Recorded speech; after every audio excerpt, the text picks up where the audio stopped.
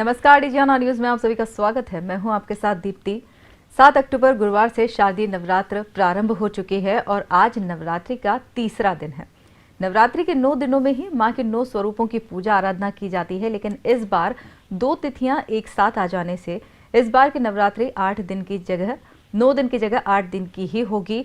और यह 2 तिथियां आज ही है जहां मां के 2 स्वरूपों की आराधना एक साथ होगी। आज तृतीया और चतुर्थी का एक साथ संयोग है, जिस कारण आज के दिन मां चंद्रघंटा और मां कुष्मांडा स्वरूप की आराधना की जा रही है। लेकिन इस बार सबसे अच्छी बात यह है कि लगभग 2 साल के कोरोना काल से गुजरने के बाद अब भक्तों को मंदिरों से दूर नहीं रखा गया और प्रशासन की सारी व्यवस्थाओं के बीच मां के भक्त मां के दरबार में उनके दर्शनों के लिए पहुंच रहे हैं। और इसीलिए सभी माता मंदिरों में काफी रौनक दिखाई दे रही है और अति प्राचीन मंदिरों में नवरात्र के चलते भक्तों की लंबी लंबी कतारें देखने को मिल रही है। इस पूरे विषय पर हमसे बात करने के लिए हमारे साथ जुड़ चुके हैं हमारे संवाददाता अभिषेक मिश्रा जी। अभिषेक जी, आज 2 तिथियां एक साथ पड़ गई हैं। मां चंद्रघंटा और मां कुष्मांडा के स्वरूपों की आज आराधना होनी है। सबसे पहले आप डीजीआना न्यूज के माध्यम से हमारे दर्शकों को बताइए इन दोनों स्वरूपों के बारे में।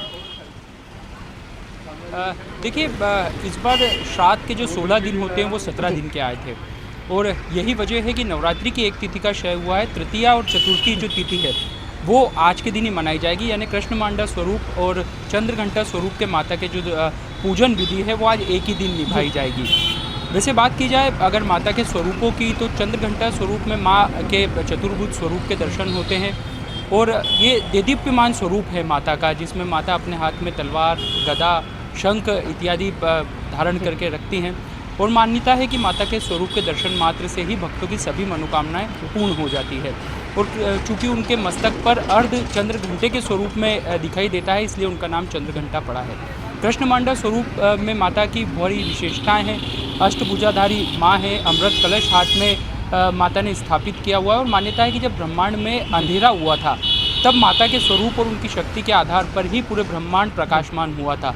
तो ये दोनों ही देवियों के स्वरूप की आज पूजन अर्चन जारी है। चूँकि 2 साल का एक कोविड काल ऐसा रहा जिसके चलते आम श्रद्धालु मंदिरों में प्रवेश नहीं कर पा रहे थे, लेकिन इस बार की रंगत नवरात्रि की हमें उन दिनों की याद दिला रही है जो 2 साल पहले आम तरीके से भक्त और भगवान के बीच की जो दूरियाँ हैं वो किसी महामारी के कारण दिखाई नहीं देती थी। इस वक्त हम मौजूद हैं छतरीपुरा के अति प्राचीन और प्रसिद्ध माँ सर्वमंगला मंदिर में। और माँ सर्वमंगला का स्वरूप, जैसा कि नाम से ही हम समझ सकते हैं कि सर्व मंगल करने वाली, यहाँ दर्शन मात्र से ये मान्यता है कि सभी मनोकामनाएं तो पूर्ण होती ही है, व्यक्ति के जीवन, परिवार और कुल में सर्वमंगल होता है। सर्वमंगल मांगल्ये शिवे सर्वार्थ साधिके शरण्ये त्र्यंबके गौरी नारायणी नमोस्तुते। इस मंत्र के माध्यम से माता के सर्वमंगला स्वरूप के दर्शन किए जाते हैं। हमारे साथ मंदिर के पंडित जी मौजूद हैं और पहले आप दर्शन कीजिए। हमारे सहयोगी नीलेश आपको माता के जो सुंदर स्वरूप है और कितने श्रृंगारित करने के बाद कितना एक आकर्षक स्वरूप माता की छटा निराली दिखाई देती है, वो दर्शन आप लोग कर सकते हैं। और यहाँ मंदिर की बात की जाए तो आम दिनों में ही यहाँ पर भक्तों की भीड़ लगी रहती है, तो फिर नवरात्रि और अन्य त्योहारों पर तो क्या कहना। और यहाँ धार्मिक अनुष्ठान साल भर जारी रहते हैं, लेकिन नवरात्रि के दिनों में क्या कुछ खास रहता है ये हम पंडित जी से जान लेते हैं। पंडित जी, कितना पुराना मंदिर है और हम देखते हैं कि बड़ी संख्या में लोगों की आस्था यहाँ पर है। मंदिर 50 साल लगभग पुराना है और हर नवरात्रि में सत्यचंडी पाठ पंडितों के, विद्वानों के द्वारा किया जाता है। दोपहर में हम लोग सभी विद्वान इकट्ठे होकर पाठ करते हैं और एकादशी के दिन पूर्णाहुति करते हैं। पंडित जी, क्या क्या मान्यताएं हैं मंदिर से जुड़ी, जैसा कि नाम ही सर्वमंगला माता है? ऐसा मेरा खुद का जो अनुभव है, पिताजी भी बताते थे, वो मेरा जो खुद का अनुभव है ये है कि साल भर के अंदर जो भी दर्शनार्थी अपनी इच्छा लेके मंदिर में माता जी के दर्शन करता है वो पूर्ण हो जाती है। अभी प्रत्यक्ष में आज से महीने भर पहले एक भक्त आए थे मेरे पास, वो बता रहे, मैं उसको पहचान भी नहीं पाया, लेकिन वो बॉम्बे से आए थे, वो सिर्फ दर्शन करने के बोले पंडित जी आपने आज से 5 साल पहले मुझे ये बताया था कि आप माता जी का ये वाला उपवास करो, और बोलो करने से मुझे वहाँ बॉम्बे के अंदर फ्लैट भी मिल गया और भगवान की दया से और माता जी की दया से मेरा काम बहुत अच्छा चल रहा है। पंडित जी, 9 दिनों में श्रृंगार क्या क्या अलग स्वरूप में माता की किए जाते हैं? जैसा कि 9 माताओं के हैं उस हिसाब से माता जी का श्रृंगार किया जाता है। आज हम सवेरे का अलग श्रृंगार करेंगे क्योंकि आज एक तिथि का क्षय हुआ है तो तीज व चतुर्थी तिथि दोनों का आज सब ढीला होकर सवेरे आज कुष्मांडा स्वरूप और शाम को सेकंड माता जी का घर है। तो कृष्ण मांडा और चंद्र घंटा स्वरूप में। और पहले आप देखिए कि यहाँ एक विशेषता है, थाना मंदिर से लगा हुआ है। हालांकि थाना भी एक बार डिसमेंटल करके उसको नया स्वरूप प्रदान किया गया है, लेकिन यहाँ थाने वाली माता के नाम से भी माता को पहचाना जाता है। तमाम जो पुलिसकर्मी और अधिकारी है वो भी यहाँ पर आकर माता को शीश नमाते हैं। अगर किसी की छतरीपुरा थाने में पोस्टिंग होती है तो वो बाकायदा यहाँ पर ज्वाइन करने से पहले माता के दर्शन करके आशीर्वाद लेते हैं। सर, कितनी श्रद्धा है? अब हम श्रद्धालुओं से चर्चा करते हैं। जी, कब से जुड़े आप? 8-10 साल हो गए। 8-10 साल हो गए। कैसा आपका पूरा माता जी के बहुत प्रति? बढ़िया, एक नंबर जो मांगो पूरी कामनाएं पूर्ण होती है। और मदन थलोरे जी भी हमारे साथ मौजूद हैं, माता के परम भक्त हैं। उसके साथ साथ शहर के अलग अलग मंदिरों में भी जाकर सेवाएं देते रहते हैं। मदन जी, आप लगातार सेवाएं देते रहते हैं अलग अलग मंदिरों में, यहाँ कितनी आस्था है आप? यहाँ चूँकि हम इंदौर के नागरिक है, पश्चिम क्षेत्र अहिल्या माता की नगरी, ये आध्यात्मिकता से ओतप्रोत ये हमारा क्षेत्र। तो हमें बुजुर्गों से शुरू से ही ये हमें शिक्षा मिली कि धर्म के प्रति तो हमारी आस्था शुरू से है। मुझे ज्ञात ही नहीं है कि मैं कब से यहाँ आ रहा हूँ। वो बरसों होगा मुझे यहाँ आते हुए। पंडित जी के पिताजी का सानिध्य पाया हमने। तो यहाँ माता जी के चरणों में जब हम आते हैं तो हमें एक अलग ही अनुभूति महसूस होती है और हम अपने आप को बहुत अच्छा महसूस करते हैं यहाँ आके। तो यह स्थान सर्वमंगला माता का इस पश्चिम क्षेत्र की शान। और ये थाने के बाहर जो स्थान है, तो यहाँ जो थाने पे भी कई लोग आते हैं तो वो माता जी से अरदास लगाते हैं कि हमारा ये क्राइम से थोड़ा वो आस्था दूर हो जाए। तो माता जी में हमारी बरसों से आस्था है, यही मेरी विनती है। जी बाबू जी, आप कितने सालों से आ रहे हैं? तो जब से ये मंदिर बना तब से ही हूँ। छतरीपुरा थाने के अंतर्गत पंडीनाथ थाना, राजेंद्र नगर थाना, अन्नपूर्णा थाना ये बाद में बने हैं, पर ये थाने के अंतर्गत तीसरी मरतबा थाना बना है। और ये जब से बना तो जेडी त्यागी साहब और मदन गुरु जिन्होंने अन्नपूर्णा की स्थापना करी थी, उनके द्वारा ये स्थापित किया गया है। उनके पूजा पाठ विधि विधान से ही किया गया। और अन्नपूर्णा वाले महाराज साहब श्री आए थे जब स्थापना की थे, और इनका जब से है हमारे सारे कार्य होते हैं और भक्तजनों के भी कार्य होते हैं। तो छतरीपुरा थाना एकमात्र था जो अब 4 थानों में वितरित हो गया है। हाँ। पर तीसरी मरतबा बिल्डिंग बनी है, तो द्वितीय के बाद से ही स्थापित है। और यहाँ पे सारे कार्य जो करते हैं, भगत लोग आते हैं। गुरुजी जो बड़े गुरुजी थे वो नियमित माँ को पाठ सुनाते सत्चंडी का, रोज डेली प्रतिदिन। और इस तरह से ये पूजा पाठ का काम क्रम चलता था विधिवत। 9 जने व्यक्ति, 9 गुरु, 11 पंडितों को बुला के भंडारा आयोजन, पूजा, नवरात्रि में सारा यज्ञ हवन सब होता है, विधि विधान से ही करते हैं। और अब आप देखिए कि चूँकि थाने वाली माता जी हैं तो यहाँ पर बाकायदा टीआई साहब भी आए हैं। पहले माता जी को उन्होंने बाकायदा उनके दर्शन किए हैं, धोख दिए हैं, क्योंकि एक मान्यता है कि तमाम जो यहाँ पर अधिकारी आते हैं वो पहले माता जी के आगे शीश नमाते हैं। माता जी से ये प्रार्थना करते हैं कि अपराध मुक्त शहर हो, इस थाने के आसपास अपराध की घटनाएं ना हो। तो हम अब उन्हीं से बात करते हैं। सर, हमने देखा कि यहाँ जो भी आता है माता की भक्ति में रम जाता है। बिल्कुल, ये तो एक हमारा सौभाग्य है कि ये थाने पे इतना अच्छा सुंदर मंदिर है और यहाँ पे निरंतर जो सेवा हो रही है वो काफ़ी अच्छा, उससे एक अच्छा वातावरण भी मिलता है।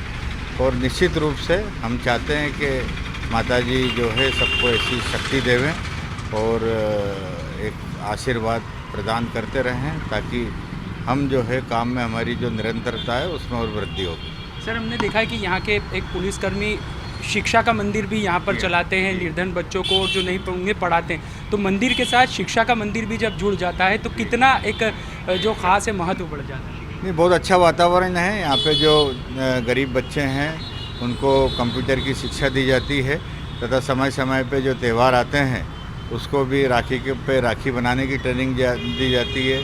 दिवाली पे दीपक वगैरह बनाने की ट्रेनिंग दी जाती है। तो निश्चित रूप से ये काफ़ी अच्छा कार्य है, निरंतर चलता आ रहा है और निश्चित रूप से हम चाहेंगे कि और लोग इसमें जुड़े और अच्छा एक आदर्श थाना इसको बनाएं। सर, कितना फ़ायदा ये होता है कि यहाँ मंदिर से पश्चिम क्षेत्र के अधिकांश लोग यहाँ पर आते हैं, पुलिसकर्मी भी यहाँ पर पहुँचते हैं, तो जनता और पुलिस के बीच में संवाद के लिए यहाँ पर ये मंदिर कितना सेतु का काम करता है? बिल्कुल अच्छी बात है, एक अच्छा वातावरण मिलता है, जो लोग परिचित होते हैं वो निश्चित रूप से हमारे पास भी मिल के जाते हैं, जिससे एक अच्छा समन्वय होता है और यहाँ पे एक अच्छा वातावरण मिलता है। पुलिस कर्मचारी भी एक धार्मिक रूप से जो है किसी न किसी से जुड़ा हुआ है, तो उस हिसाब से उनको भी एक अच्छा वातावरण मिलता है और काफ़ी हद तक जो है यहाँ पे जो निरंतर पूजा होने से और हमारे थाने पे भी पंडित जी पूजा करने जाते हैं, तो एक अच्छा वातावरण है यहाँ पे। सर, एक अंतिम सवाल के रूप में क्या प्रार्थना करना चाहेंगे आप सर्वमंगला देवी? हम तो पूरे इंदौर ज़िले के लिए ही प्रार्थना है कि इंदौर जो है संपन्न हो, कोविड-19 की जो महामारी है उससे बचाव हो और जो वायरस चल रहा है वो माताजी 9 दिनों में जो है इस वायरस को पूरी तरह पूरे ज़िले से, पूरे देश से ख़त्म करे, पूरे विश्व से ख़त्म करे, यही हमारी कामना है। बहुत बहुत धन्यवाद हमसे बातचीत के लिए। और एक बार फिर अब हम कुछ श्रद्धालुओं से चर्चा करते हैं। जी हाँ, आप कितने समय से? मैं बचपन से यहाँ आता हूँ। तैयार करते हैं जी। आज मैं 53 साल का हूँ। मैं बचपन से यहाँ आता हूँ और यहाँ आने से मेरे को बहुत सुकून मिलता है और वातावरण यहाँ जब आरती होती है तो यहाँ पूरे माहौल का वातावरण बहुत अच्छा हो जाता है। आप कुछ बोलना चाह रहे हैं? हाँ, ये स्थापना जो शोभन सिंह भदौरिया साहब और जेडी त्यागी साहब थे जो थाना प्रभारी थे, उनको फलित हुआ है और उन्होंने बहुत प्रेम से सब ये कार्य करवाया है। और मदन गुरु तो थे ही सही, अन्नपूर्णा पहले लगता था हमारा मंदिर, और 4 थाने नहीं थे जिस टाइम से ये मंदिर की स्थापना है। 4 थाने ही नहीं थे। छतरीपुरा थाने का एरिया, राजेंद्र नगर वाला, बिजलपुर, जबलपुर, बिजलपुर एरिया, पंडीनाथ थाना, नयापुरा, कटकुटा, सिलाटपुरा, टाटपट्टी, बाकालेना, मल्हारगंज की पट्टी तक हमारे उसमें आती थी छतरीपुरा थाने। पंडित जी, मैं आपसे जानना चाह रहा था, नवरात्रि के दिनों में कन्या पूजन का बड़ा महत्व होता है। मंदिर में कन्या पूजन के लिए क्या कुछ चलता है? क्योंकि यहाँ पर हमने देखा है कि बाकायदा कन्याओं के पूजन का बड़ा महत्व जो है उसे परंपरा के अनुसार निभाया जाता है। नवमी के दिन हवन होने के बाद 9 कन्याओं का बाकायदे पूजन, जैसे कि वो मंत्र है, प्रथमम शैलपुत्री च, द्वितीयम ब्रह्मचारिणी, तृतीयम, वैसे ही 9 कन्याओं का पूजन करने के उपरांत उन्हें फलाहार करवा के यथोचित जो उनका सम्मान एक माताजी का होना चाहिए, चरण पूजन, चरण वंदना करके के बाद उनको यहाँ से विदाई की जाती है एकादशी के दिन। तो दीप्ति जी, जो तमाम धार्मिक अनुष्ठान है उनके बीच यहाँ सर्वमंगला माता का पूजन अर्चन किया जाता है और तमाम श्रद्धालुओं ने बताया कि कितनी श्रद्धा और आस्था यहाँ पर माता रानी के इस दरबार के प्रति लोगों की जुड़ी हुई है। और ख़ास तौर पर यहाँ हमने देखा कि किस तरह से पुलिसकर्मी भी आकर शीश नवाते हैं, क्षेत्र में आपराधिक घटना ना हो। उसके साथ साथ एक महत्वपूर्ण भूमिका ये मंदिर निभाता है कि यहाँ तमाम जो लोग आते हैं उनके और पुलिस के बीच में ये मंदिर संवाद स्थापित करता है। और यही वजह है कि यहाँ पर पुलिसकर्मी और जनता के बीच का जो एक आपसी तालमेल है वो बहुत उत्कृष्ट और निखरता हुआ दिखाई देता है। और उसकी वजह संभवतः माँ सर्वमंगला का ये स्वरूप ही है। बिल्कुल अभिषेक जी, क्योंकि हम नवरात्र में माँ की स्वरूपों के बारे में बात कर रहे हैं, तो माँ से जुड़े जो बातें हैं उसमें गरबों का भी विशेष महत्व माना जाता है। आपने जिस तरह से पंडित जी से जानकारी ली कि 9 कन्याओं के पूजन की क्या व्यवस्था है मंदिर में, लेकिन गरबों से जुड़ी बातें भी जो सामने आती हैं उसमें अब गाइडलाइन के नियम लागू हो गए हैं। उसके बारे में क्या कुछ कहना चाहेंगे आप कि शहर में अब किस तरह की प्रशासन की व्यवस्था है और गाइडलाइन जारी होने के बाद प्रशासन की क्या सख्ती देखने को मिल रही है? माँ की आराधना जो कर रहे हैं भक्त गरबों के जरिए देखिए, इस बार जो माहौल है वो 2 साल की अपेक्षा बहुत सकारात्मक माहौल है। प्रशासन ने गाइडलाइंस इसलिए तैयार की है कि बड़े आयोजनों के माध्यम से भीड़ ना हो सके, क्योंकि अभी भी कहीं ना कहीं कुछ समय के लिए, संभवतः इस पूरे साल के लिए थोड़ी एहतियात की ज़रूरत है। लेकिन बावजूद उसके नकारात्मकता के माहौल को दूर करने के लिए पर्वों के उल्लास से बेहतर और कुछ भी नहीं हो सकता। और आप ये देखिए कि आमतौर पर जो 2 साल हमने देखा कि इस तरह की तस्वीरें हमें देखने को नहीं मिल रही थी, अब पूजन पाठ का दौर जारी है। लोग अलग अलग पंडालों में पहुंच रहे हैं, मंदिरों में पहुंच रहे हैं, गली कॉलोनी और जो अलग अलग छोटे स्थान है वहाँ पर गरबे का आयोजन जारी है। सरकार खुद अमृत महोत्सव के तहत देश भर में आयोजन इसलिए कर रही है ताकि आयोजनों के माध्यम से जो कोविड के कारण नकारात्मक माहौल बना था वो दूर हो सके। लेकिन अब जब खुद ही त्यौहार और पर्व हमारे बीच में है, क्योंकि इससे बेहतर और कोई दूसरा आयोजन नहीं हो सकता जो कहीं ना कहीं नेगेटिविटी को दूर करे, तो जाहिर सी बात है कि जब इसे बड़े पर्व एक बार फिर पूरी रौनक के साथ मनाए जा रहे हैं तमाम मंदिरों में भक्तों की भीड़ उमड़ रही है, तो ये जो एक सकारात्मक ऊर्जा का संचार होगा, निश्चित तौर पर ये महामारी के खिलाफ एक बड़ा अच्छा इसे अभियान कहा जा सकता है, क्योंकि हमारे यहाँ पर्व और त्यौहार ही हैं जिसके माध्यम से कहीं ना कहीं आर्थिक गतिविधियों को भी बल मिलता है, लोगों के अंदर सकारात्मकता आती है और उसके साथ साथ कहीं ना कहीं सब परिवारजन इकट्ठे होकर त्यौहार का आनंद ले सकते हैं। तो निश्चित तौर पर इस समय की नवरात्रि का ये पर्व जो है, भले ही 8 दिनों का पर्व हो, लेकिन ये जो पूरा पर्व है निश्चित तौर पर जो तमाम इस बार हम एक रौनक देख रहे हैं, गरबे भी हो रहे हैं, छोटी छोटी बालिकाएं कन्या स्वरूप में गरबे कर रही है, डांडिया रचा रही है, तो इसका असर देवी की शक्ति पर पड़ेगा, उनकी प्रसन्नता पर पड़ेगा और जाहिर सी बात है उससे देश में सुख, समृद्धि और खुशहाली का बिल्कुल माहौल भी अभिषेक जी, क्योंकि जिस तरह से प्रशासन ने कहा है, अभी कोरोना संक्रमण की स्थिति मध्य प्रदेश में काफ़ी हद तक नियंत्रण में है। इंदौर की बात करें तो यहाँ पर भी काफ़ी हद तक कोरोना संक्रमण की दर नियंत्रण में है, लेकिन फिर भी देश में कोरोना का संक्रमण फैल रहा है और जिस तरह से देखा जा रहा है कि अभी संक्रमण का खतरा खत्म नहीं हुआ है। ऐसे में नई गाइडलाइन जारी कर दी गई है, लेकिन मंदिर जो प्रशासन है उनकी व्यवस्थाएं कितनी चाक चौबंद देखने को मिल रही है, क्योंकि सकारात्मक माहौल के बीच जागरूकता का अभाव ज़रूर कहीं ना कहीं दिखाई दे रहा है, क्योंकि प्रशासन ने साफ तौर पर भक्तों से कहा है कि कोरोना गाइडलाइन का पालन करें, दर्शन करें, जो भी मतलब माँ की आराधना अच्छे से करें, लेकिन साथ में गाइडलाइन का पालन भी करें, लेकिन वो कहीं मंदिरों में देखने को नहीं मिल रहा। देखिए, वैक्सीनेशन ने कहीं ना कहीं एक महत्वपूर्ण भूमिका निभाई है, क्योंकि अगर हम आज से 2 साल पहले देखें, जब वैक्सीनेशन जैसी कोई व्यवस्था नहीं थी, तब इस बीमारी को लेकर भविष्य में क्या होने वाला है सब कुछ अनिश्चित था। एक चिंता की लकीरें माथे पर थी कि आगे क्या होगा, लेकिन कहीं ना कहीं वैक्सीनेशन के दोनों डोज लगने के बाद लोग काफ़ी कुछ हद तक सुरक्षा के घेरे में आए। जिन्होंने पहला डोज भी लगवाया वो सुरक्षा के घेरे में आए और अभी देखिए, भले ही कोविड प्रोटोकॉल का पालन वैसा न हो, लेकिन कोविड संक्रमण के मरीजों की संख्या में इजाफा होते नहीं दिखाई दे रहा है।